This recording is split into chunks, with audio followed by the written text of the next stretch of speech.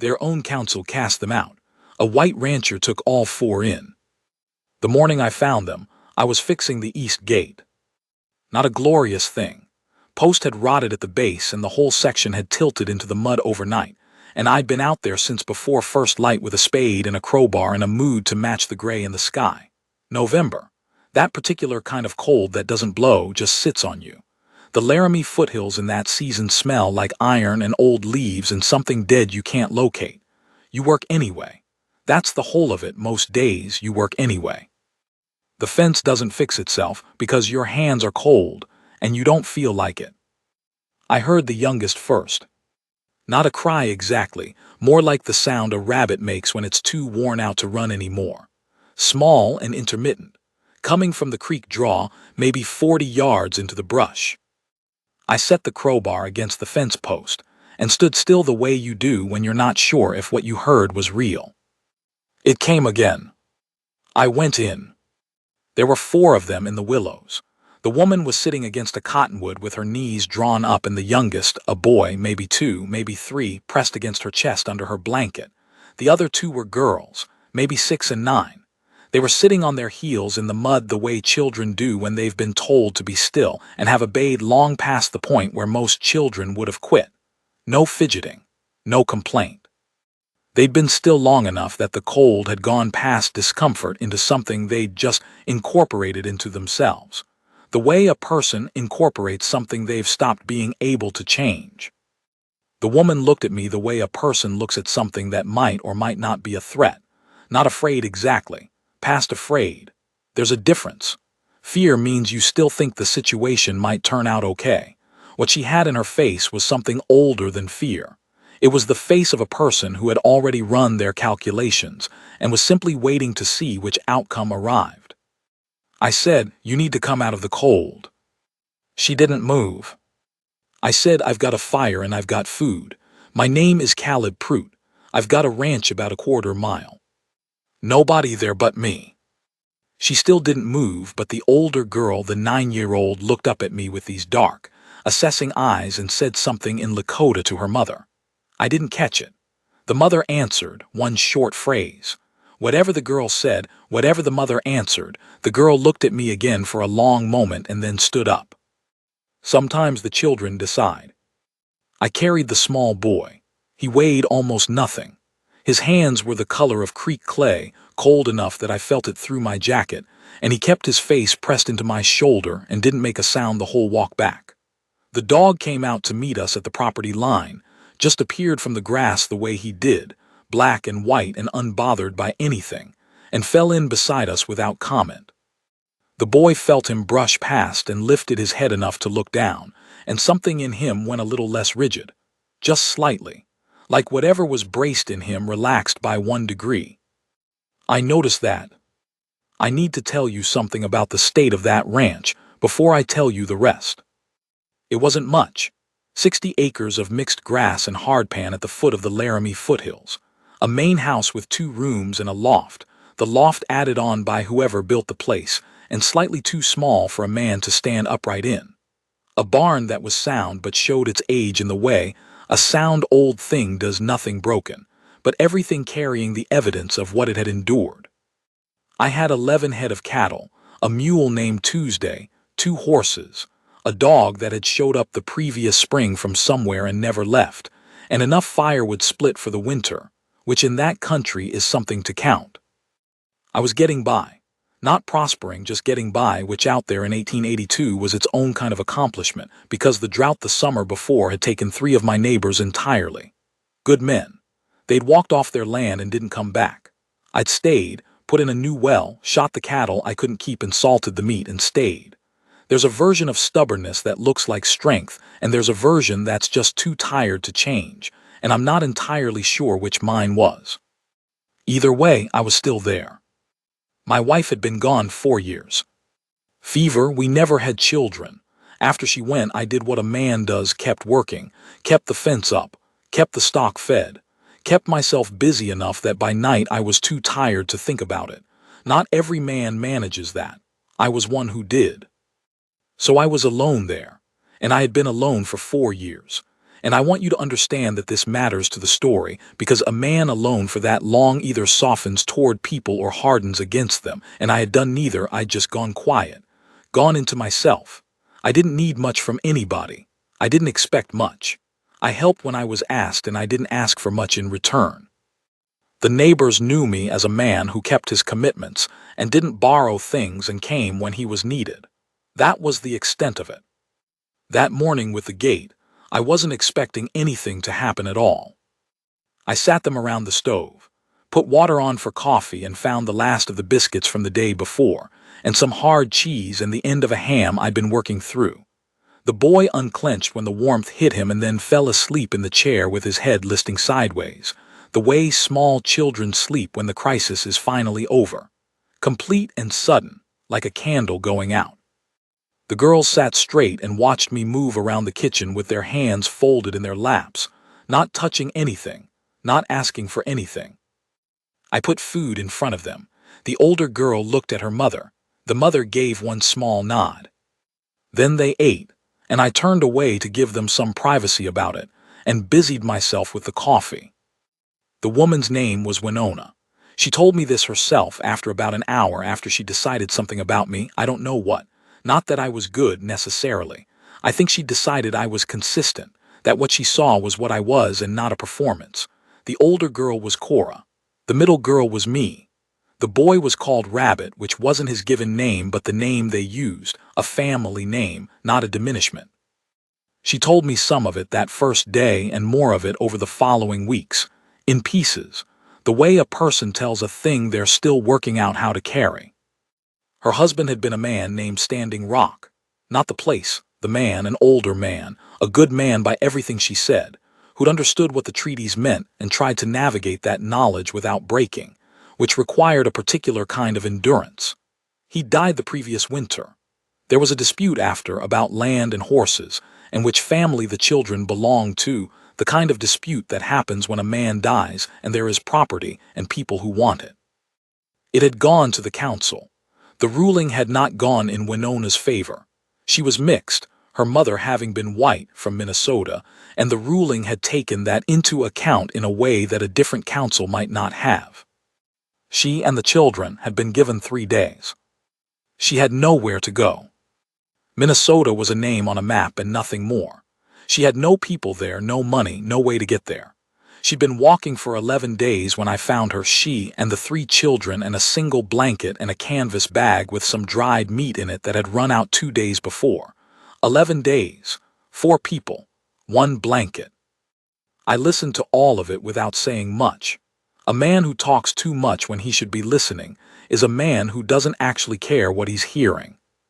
When she was done, I said, "You can stay here long as you need." She looked at me. Why? It was a fair question, a reasonable question given everything she'd had reason to expect from the world. I thought about it before I answered, because she deserved a real answer and not just what a man says. "Because you've got 3 children in the cold and that's wrong," I said, "and because I've got room, and because I've got nobody to answer to about it." She was quiet a moment more, turned it over. Then she nodded, one small nod, like she was filing it away. The second evening, I made a proper supper, not much, but proper. Salt pork and beans and what remained of a loaf of bread, and I put it on the table and sat down and didn't say anything about the way things had been the night before, just handed the plates around. The boy was awake this time. He sat between the 2 girls and looked at the food and then looked at me and then looked at his mother, and she gave him that same small nod, and he ate. He had the deliberate eating of a child who's been hungry enough to take it seriously, and I didn't watch him because that seemed like an intrusion. Halfway through the meal, the younger girl, me, put her fork down and said, "What's the dog's name?" I said I hadn't given him one. She looked at the dog, who was sitting approximately where I told him not to sit, near the table. "Why not?" "He showed up," I said. "I kept meaning to name him." She looked at the dog for a moment. The dog looked at her. "He looks like a Hodge," she said. I thought about it. "All right," I said. She picked up her fork and went back to eating, apparently satisfied. Cora looked at her sister with the expression older children have when younger siblings do something unexpected that works out. The boy said something in Lakota, too quiet to catch. Winona answered him. Whatever it was a small exchange, nothing important, just the ordinary small exchange of a family at a table. I ate my supper and thought that this was a thing I had almost forgotten, a table with people at it. Ordinary words going back and forth about ordinary things, a dog being named. I made the loft into quarters for the children and moved my own things into the main room. Winona got the second room, which we cleared out and fitted with a proper bed frame. Not much, but it had a door that closed, which mattered. The first week, the children were careful, watchful, watching to see what the rules were, watching to see if the thing that seemed too good would turn into something else. Children who have been through upheaval do that. They don't trust stability until they've seen it hold through at least one storm. I gave them time, went about my work and let the house settle around all of us. The dog helped. He adopted Rabbit on day 2, just decided the boy was his, and thereafter went wherever Rabbit went. This meant Rabbit was never actually alone, which meant Winona could set him down without worrying, which I think was the first thing that let her really breathe since they'd arrived. Me found her way into the barn by the end of the first week. I came in from the east pasture one afternoon and she was standing in the center of it, looking at Tuesday the mule with an expression of extreme professional assessment. Not fear, something closer to appraisal. I asked her if she'd been around mules much. She said no. I said, this one's got opinions. She said, about what? About most things, I said. The cold, the time of day, whether you've come in on his left side or his right. She said, which side does he prefer? Right, I said. She walked around to Tuesday's right side and looked at him from there. Tuesday looked back at her, a long pause. He seems fine, she said. He was fine. Tuesday was, from that day forward, always fine with me. This was inexplicable. Tuesday was not fine with most people, including, periodically, me. December. The cold came in hard. 3 days in a row where the temperature didn't get above 0, and the water froze in the bucket overnight. I kept the fire built up in Winona, and I took turns going out for wood, not because either of us asked the other, just because it worked out that way, naturally, the way things work out when two practical people are sharing a practical problem. She cooked better than I did. I'll admit that plainly. I had been feeding myself adequately for 4 years, but adequately and well are not the same thing, and I hadn't noticed the difference until there was one to notice. The smells that came out of that kitchen that December were something I hadn't smelled in 4 years, real cooking, the kind a house is supposed to have in it. I started keeping the pantry better stocked, not asking what she needed, just keeping it full. She noticed and didn't comment, which was its own kind of acknowledgement. There was a night in late December when one of the cattle was in trouble, a young cow, first calf, labor going wrong, and I was out in the barn from midnight on. The cold that night was the worst we'd had all season, cold enough that the lantern flame burned differently, shorter and blue at the edge, and my breath came in clouds that took a long time to disappear. I worked through it. Calf turned wrong, had to be turned right, which is not a delicate process and takes time and strength and a particular willingness to keep at it when it's not going well. I came in at 4 in the morning with the calf alive and the cow alive, both of them, and my hands wouldn't close right, and I couldn't feel my feet properly, even inside the boots, and Winona was at the stove with coffee already made. She'd heard me come back in around 2 o'clock, she told me later. Heard the difference in how long I was taking and knew something was difficult. She'd been up since. She handed me the coffee and looked at my hands without saying anything, and then without asking, she put a pot of warm water on the table and pushed it toward me, and I put my hands in it and sat there while the feeling came back, which is not a comfortable process. She sat across from me and didn't say anything because there was nothing necessary to say. Just sat there with me in the dark kitchen while the cold came out of me. When I could close my hands properly again, she refilled the coffee and asked me how the calf was doing. I told her it was doing fine. She nodded once, satisfied, and then went back to bed. I sat there for another 20 minutes with the coffee and the stove and thought about what it meant, what it had meant. Just that, someone awake when you come in from the worst of it. Someone who got up not because you asked, but because they were paying attention to you. Knew the difference between how long you usually took and how long you were taking tonight. I hadn't had that in 4 years. I hadn't known I missed it until it was sitting across from me in the dark kitchen at 4 in the morning with a pot of warm water. Cora came to me one Tuesday evening with a question about a word in one of my books. I'd left them on the shelf in the main room, not thinking about them. She wanted to know what a particular word meant. I told her. She looked at the page for a moment, then went back upstairs. She came back the next evening with another question, and the evening after with another. By the end of the month, I'd quietly moved 3 of the simpler books to a lower shelf, within reach, without saying anything about it. She didn't say anything about it either. Rabbit started following me around the 3rd week of December. Just suddenly, one day, he was behind me. I'd turn and there he'd be, 3 feet back, watching with those serious eyes. I started narrating what I was doing, not to teach, just because silence felt wrong with him there.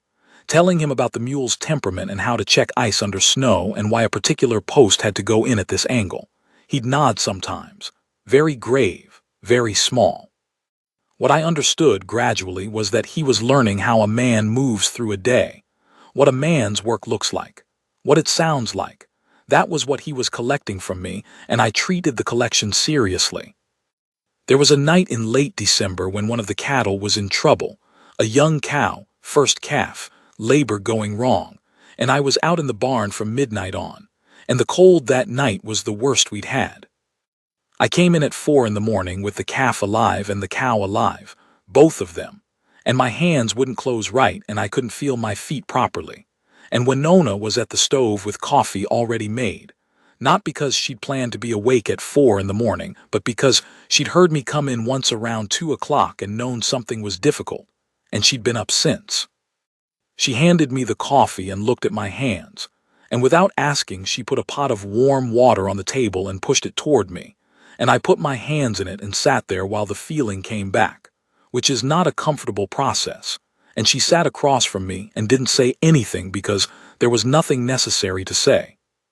Just sat there with me while the cold came out of me and the feeling came back. That was December. It started with Osgood in January.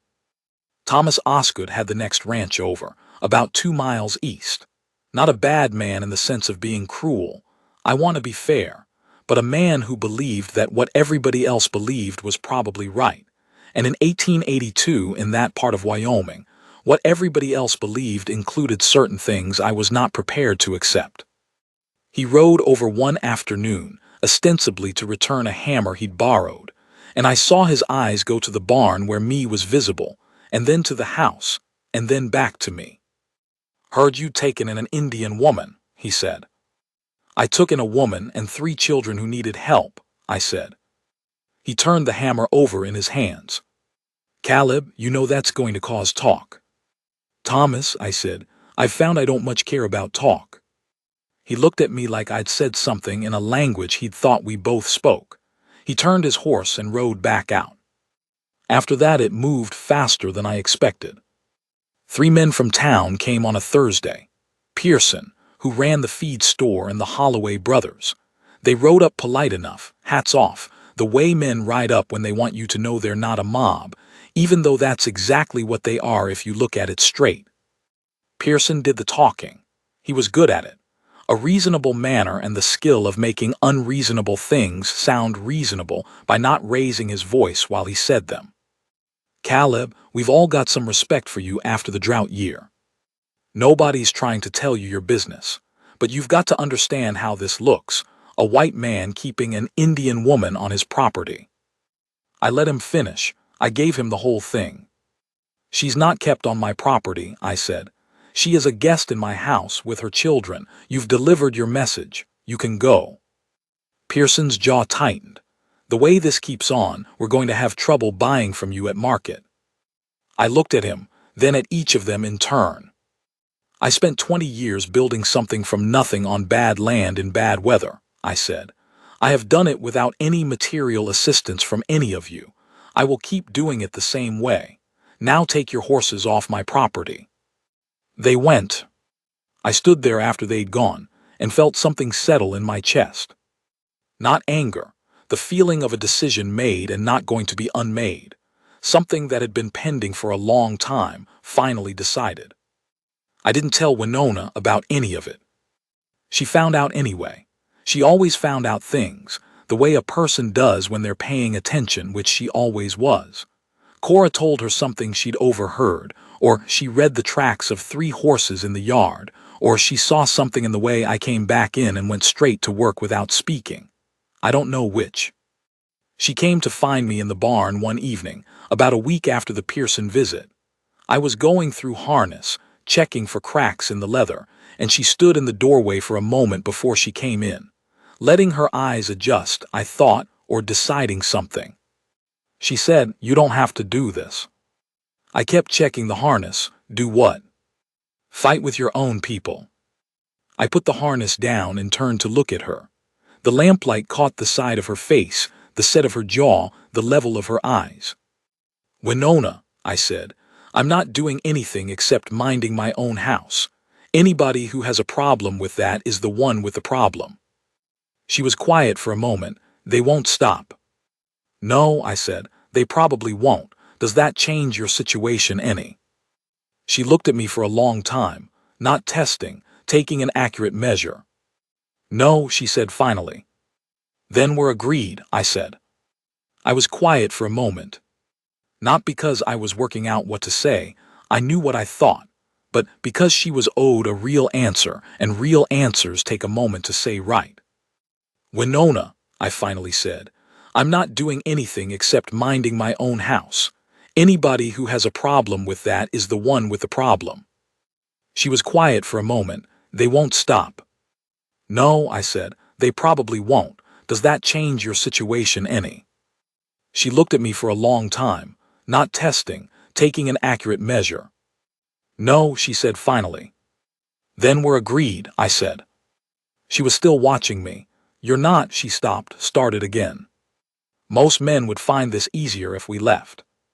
"Most men," I said, "and I've been one of them about various things, take the easier road because they haven't decided yet what matters to them. I've decided." I picked up the harness again. "Go to bed, it's late." A small pause. "You're a strange man, Caleb Prout," she said. "Probably," I said. She stayed in the doorway a little longer, then she went back to the house. I heard the door. That was the night I understood that she was not, in any sense, what those men assumed she was. She had not come to me as a person without options. She had assessed me and found me worth accepting help from, which is different. She could have kept walking, could have found some other arrangement. She had stayed because she'd made a judgment about me, and in doing so she had offered me something I hadn't known I needed, not her gratitude, but her judgment.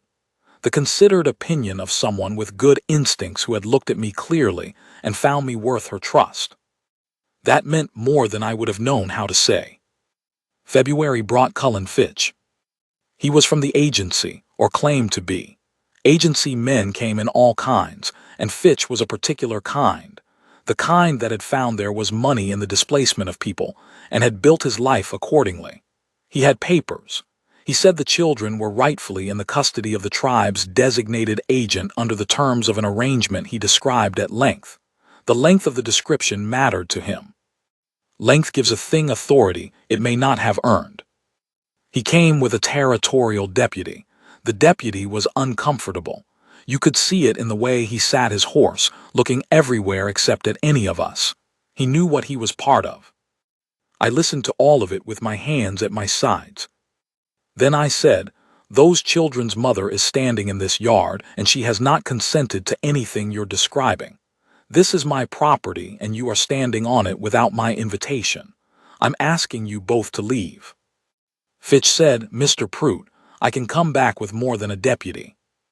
"Then come back with more than a deputy," I said. "I'll be here." I held still, not performing anything, just what I was, which was not going to move on this. They left. Inside, Winona was standing in the center of the main room. The girls were behind her, Rabbit on the floor with the dog. She looked at me.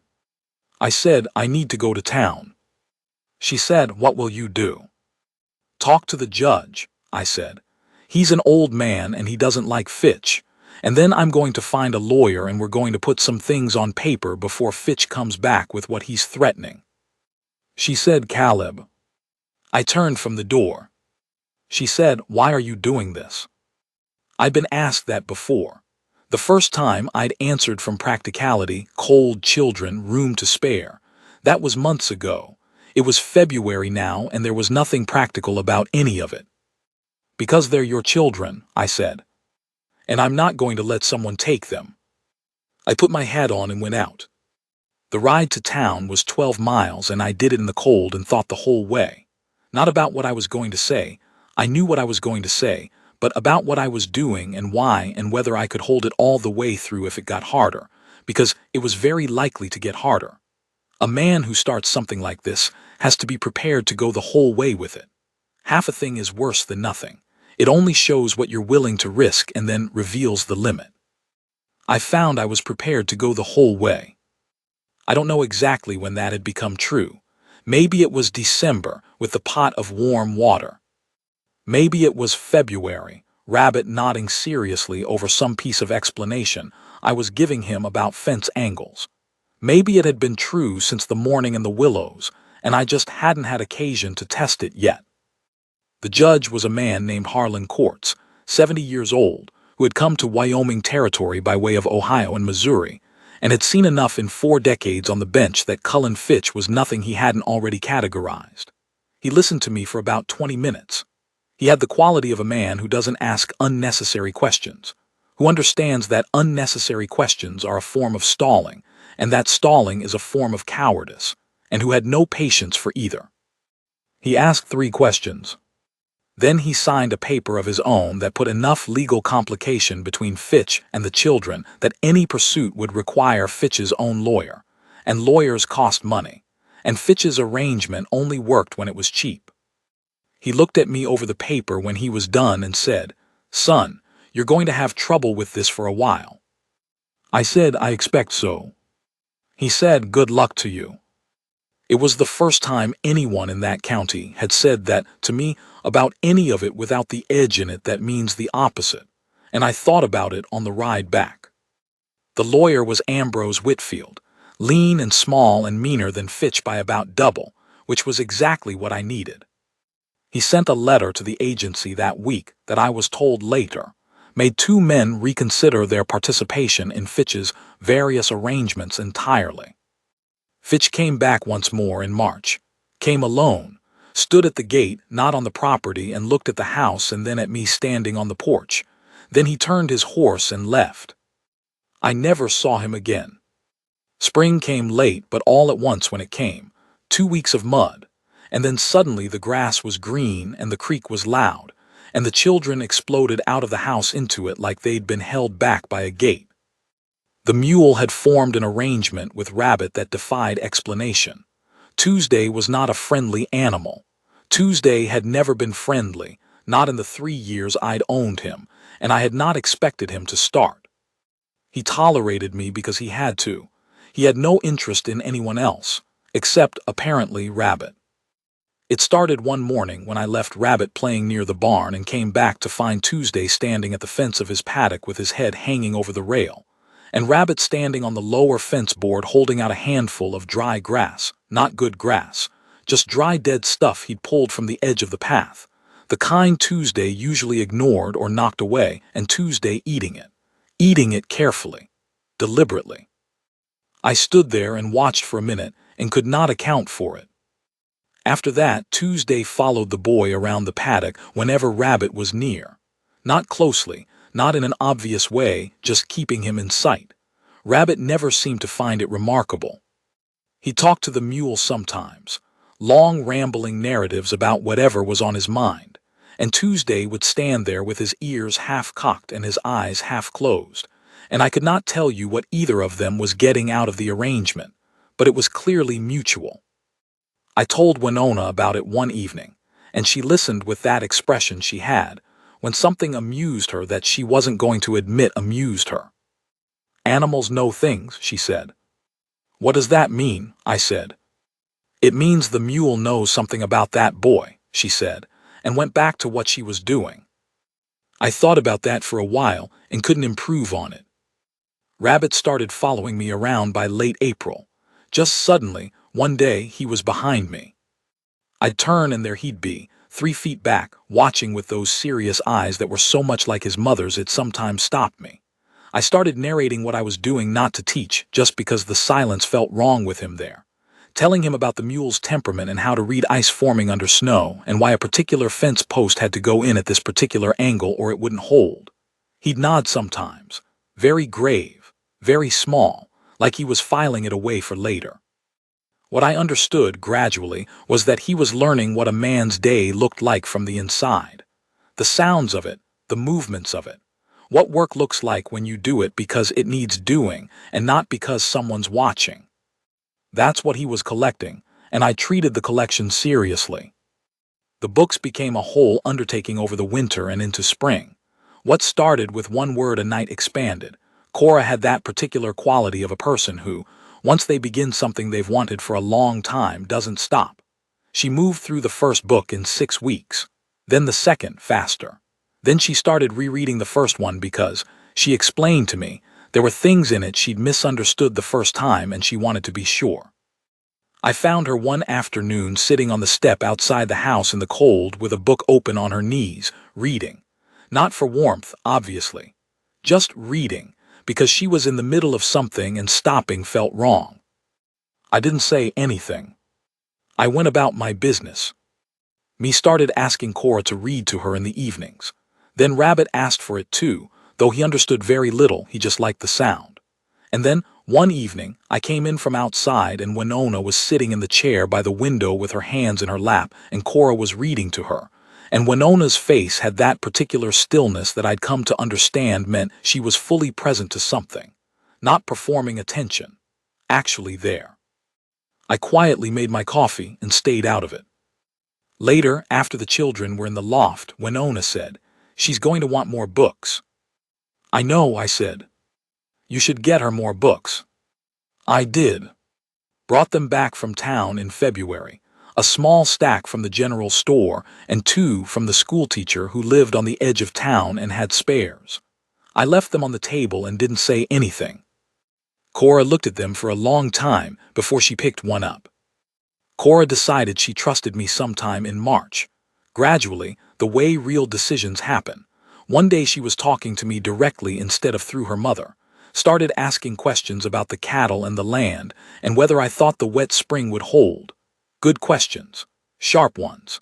She was 9 years old and asking better questions about land management than most men I knew. I answered her straight without simplifying. She could handle the real answer. Me and I rebuilt the chicken coop that spring. She had opinions about it. Said the door needed to swing toward the east so the morning light didn't go straight into the hens. I thought about it. She was right. I told her she was right, and after that the coop was hers in a way it hadn't been before. She'd put in a real judgment, it had been received, and the whole thing meant something more to her. Rabbit started calling the dog Hodge, a name he'd apparently invented based on no discernible logic. The dog didn't mind. Neither did I by April. Hodge was the dog's name and that was that. There was an evening in April I keep coming back to. I'd come in from the south pasture, a long day fixing fence, and there was the smell of supper from the kitchen and the sound of Cora's voice from the loft, reading something aloud, and me arguing a point about it in that conclusive way she had. Winona was at the stove. She heard me come in and she turned. There was a look on her face that had no transaction in it, no weighing. Just the way a face is when the person isn't performing anything, when they're just looking at someone whose presence is uncomplicated. Good. She said, "Sit down, you look frozen." I sat. She brought me coffee without asking. She talked to me about Rabbit's day, which had included a significant misunderstanding with a chicken that she described without embellishment. And I laughed, a real one. and she looked at me sideways and smiled and turned back to the stove. That was the evening. Nothing happened. But when I went out to check the horses before bed, I understood that the shape of things, supper and a story and the small sounds of the house, was a shape I'd been living inside long enough that it had become simply what evenings were. Not a new thing I was getting used to. A real thing, already ordinary in the best sense of that word. We were married in May. Judge Courts performed the ceremony. Ambrose Whitfield was the witness, which he complained about and then didn't. The children were there. Rabbit wore a collar me had insisted on and lost it within 4 minutes somewhere in the yard. We didn't look for it. Winona wore a dress she'd made herself from cloth I had bought and left on the kitchen table without explaining, and she had taken it without commenting on my presumption, which I took as agreement. The ceremony itself took about 15 minutes.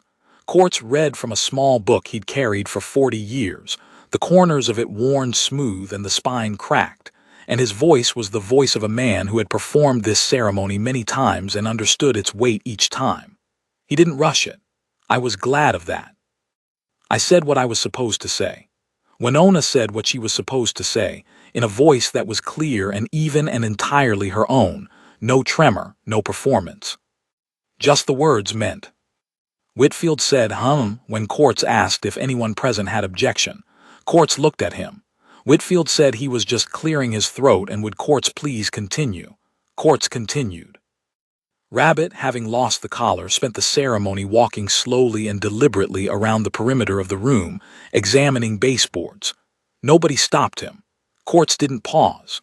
At some point the dog, who had apparently followed us in without anyone noticing, came and sat beside Rabbit and examined the baseboards with him. When it was done, Courts shook my hand.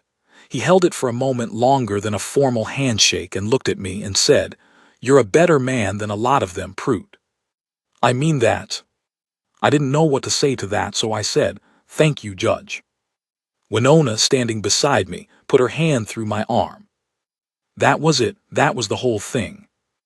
At the ceremony she looked at me with that clear, accurate count she always had, not transported, present, fully, entirely present in the way that means the decision is made and known and stood by.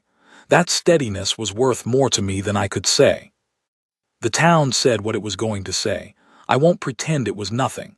To be looked at a certain way, to have a conversation cut short, to feel a room shift, it wasn't nothing. I know what things cost. But I'd watched my father spend 40 years doing what was expected, going along with what was comfortable for other people, and at the end of it the people he'd worked so hard not to offend had moved on to something else. He died smaller than he was, not because he was a small man, because he'd never quite been the size he actually was. I had decided not to do that. I'd made the decision the morning I found them, or the day the Pearson delegation showed up, or somewhere between those two moments. I can't point to the exact day, but it was made. Summer. The South Field came in better than it had in 3 years. Me was an extraordinary hand with a hoe, something you can't teach. Either you have it or you don't, and she had it. She could move through a row twice as fast as me and leave it cleaner. I told her so, and she received the compliment with the shrug of someone who has known something for a long time and is mildly impatient you've only just noticed. I taught Cora to ride in July. She was a natural. She did everything with her full attention, and riding is mostly attention. She was on her own after 3 weeks and riding better than I had at her age. August, Osgood's barn burned. Lightning. He lost the barn and 1 horse and a winter's worth of hay. I rode over the next morning. He was standing in the ruins looking old, the look of a man who has had a certainty shaken. He was standing in the ruins looking at what was left, the stone foundation, some iron hardware, the blackened frame of one wall still standing against the morning sky like a rib. His wife was at the house door. His hired men were picking through the ash looking for anything that could be salvaged. He looked up when I rode in. He looked old. Not physically, he was a capable man and would be for years yet, but something had gone out of him. The fire had taken something besides the barn, the look of a man who has had a certainty shaken. I got down. I'm sorry, Thomas. He said, Caleb, you don't owe me anything. No, I said, I don't. He looked at the ash. I could use the help. We spent 3 days. Winona sent food both days. On the second day she came herself with Cora and me, and she and Osgood's wife worked together doing all the things that exist after a disaster that the men don't think to do because they're focused on the structural problems. I watched Osgood watch the 2 women in the yard together, talking practically about something I couldn't hear, and I watched him work through something in himself. I didn't say anything. A man has to do his own working out. On the 3rd day when we were done, Osgood said, I owe you. No, I said, you don't. I rode home. I want to tell you about an evening in September, because I've thought about it across all the years since. I'd been at the north fence all day, a section that had been threatening since spring and finally gave way, and I came in tired in the way you're tired when there's nothing left. When your body has stopped asking for anything and is just doing the next thing because the next thing is what there is. Smell of something good from the kitchen, sound of Cora reading to Rabbit, the dog on the rug in front of the fire where he wasn't supposed to be, which I'd stopped enforcing in March. Winona was at the stove. She heard me come in and she turned and she looked at me. I've tried for years to find language for what was in that look. The best I can do is this. It was the look of a woman who had looked at me honestly with all of her considerable clarity and had arrived at a conclusion she stood by. Not gratitude, not obligation, not even affection. Affection is too mild a word for what she was made of. Something steadier and more deliberate. The look of someone who has done the accounting and found the number she was looking for. She crossed the room and put her hands on either side of my face. I was so tired I couldn't have said a word if I'd had them, which I didn't. She held my face in her hands and looked at me and said, sit down. I'll bring it to you. That's all. You can make a shape of the year, taking them in, the townsman, Fitch, the marriage. You can make it into something with a lesson at the end. People do that with things. It's what people are built for. But what I know is what I felt in that room. A woman who had her own pride and her own history and her own hardships, who had been turned out by her own people and walked 11 days in the cold with 3 children and never asked for anything she didn't think was fair to ask. That woman looked at me the way I had spent 20 years not being looked at and didn't know I'd been missing it. She saw what I was, not what she needed me to be, what I actually was. And she had decided, freely from her own considered judgment, that it was worth holding. She brought the plate and sat across from me, and we ate in the particular quiet of 2 people who don't need to fill the silence to use it, and outside the fire was low, and the creek ran, and the children were loud in the other room over whatever argument was keeping them occupied, and I thought, this is what a life is supposed to feel like from the inside. I want to finish the story. Things that matter keep going. Osgood came around. Not fast and not all the way, but his wife came around faster, and the fact of them made things somewhat easier with the others.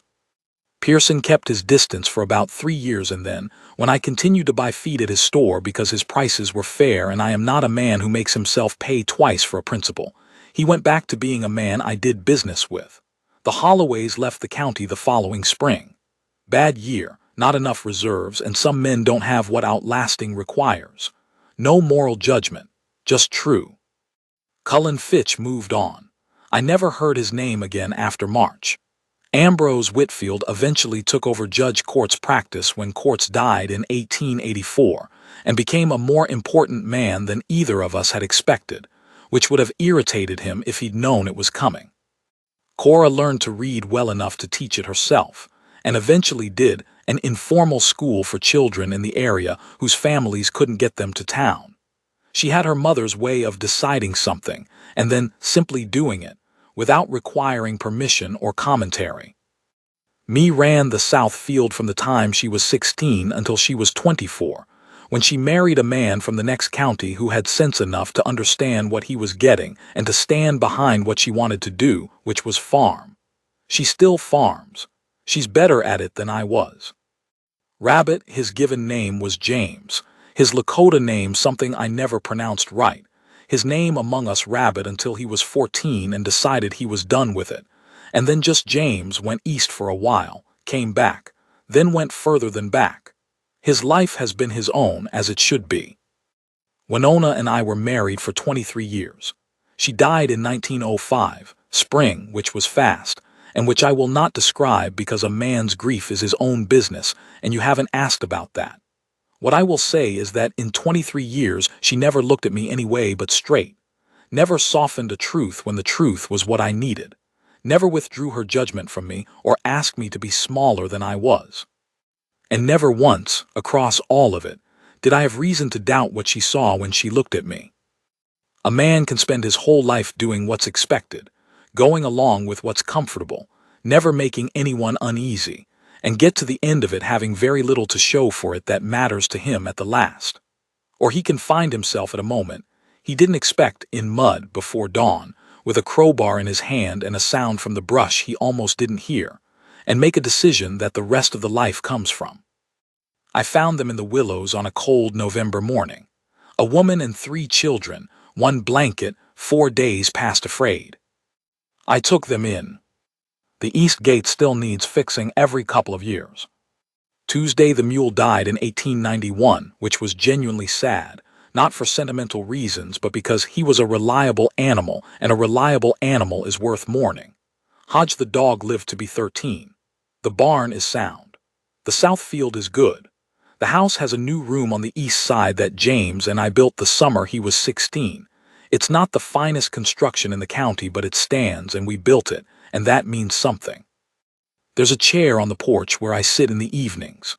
The valley goes quiet about an hour before dark, and then it's just the creek and the cattle and whatever comes through on the wind. I sit out there and look at what was built here, what we built here together, and I think about the morning in the willows, and about that November smell of iron and old leaves, and about the weight of the small boy in my arms on the walk back, and how light he was and how cold his hands were, and how the dog came out to meet us from the grass. I spent a lot of years after she was gone sitting on that porch in the evenings going back through it, not in grief exactly, or not only in grief, going back through it the way you go over ground you know well, touching the familiar places, the morning in the willows, the first week the children careful and watchful, the December night with the cattle and the pot of warm water, the Pearson delegation at the gate, February with Fitch. The way Cora decided, the way Me's coop became her coop, the April evening when I understood that something had already shifted, the May ceremony with Whitfield complaining about the 12 miles, the September evening when she held my face in her hands and told me to sit down. A man stores things. That's what he's left with at the end, what he stores and what he's built. I was left with both. I want to say one more thing, and then I'll be done. The morning I found them, I was irritated.